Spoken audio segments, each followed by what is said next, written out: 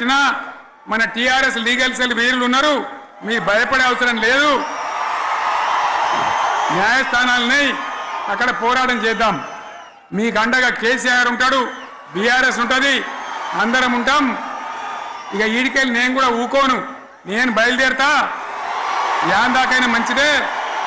ఎవరెవరి సంగతి ఏందో, ఎవరైనా లెక్క ఏందో అన్ని కూడా లెక్కలు తీద్దామని మనవి చేస్తా ఉన్నా. ఈ రకంగా మనం ముందు పోవాలి. ఒక్క మాటలను ఉన్నదా? ఇవాళ ఈ ప్రభుత్వం, ఈ కాంగ్రెస్ నయవంచక ప్రభుత్వం సంక్షేమంలో ఫెయిల్, మంచినీళ్ళలో ఫెయిల్, పొలాలకు నీళ్ళు ఇవ్వడంలో, సాగు నీళ్ళలో ఫెయిల్, కరెంటు సరఫరాలో ఫెయిల్, రైతు బంధులో ఫెయిల్, విత్తనాలు ఎరువులు సరఫరాలో ఫెయిలేనా? ధాన్యం కొనుగోలులో ఫెయిల్, పల్లెలు పట్టణాల అభివృద్ధిలో ఫెయిల్, భూముల ధరలు పెంచడంలో ఫెయిల్. మరి దేంట్లో పాస్ అయిండు? ఎటుపడితే అటు ఒర్రుడు, దేవుళ్ళ మీద ఒట్లు పెట్టుడు, అబద్ధ వాగ్దానాలు చేసుడు, కమిషన్ అట 20-30% కమిషన్లు తీసుకున్నాడు, సంచులు నింపుడు, సంచులు మోసుడు. అంతేనా? కరెక్టేనా ఈ మాట అన్నా? కరెక్టేనా? నేను చెప్పి అన్ని ఫెయిల్ అయిందా ఈ ప్రభుత్వం? నిజమైతే ఒకసారి చేతులు లేవటరు దయచేసి.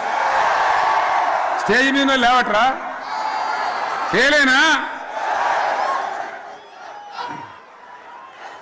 ఈ మాట 20%-30% కమిషన్లని నేను అంటలేను. ఎవరన్నారు? స్వయంగా ఆర్థిక మంత్రి ఛాంబర్కు పోయి 200 మంది కాంట్రాక్టర్లు వాళ్ళు లొల్లిపెట్టి మమ్మల్ని 20-30% కమిషన్ అడుగుతుండ్రు, ఇది ఏమన్యాయమని చెప్పి సెక్రటేరియట్లో చెప్పిన మాట నేను చెప్తా ఉన్నా. ఈ విధంగా మాజీ సర్పంచులు పాపం వాళ్ళు పనిచేసిన మా బిల్లులు ఇమ్మనంటే వాళ్ళ గోస ఉంచుకుంటా ఉన్నారు. వాళ్ళేం పాపం చేసిండ్రు? ఈ విధంగా ఘోరం. ఇంకా ఈ అందానికి ఏం మాట్లాడతారు?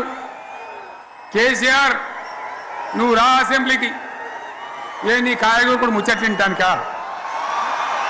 పిల్లలు అడిగితేనే మీకు జవాబు చెప్తలేరు.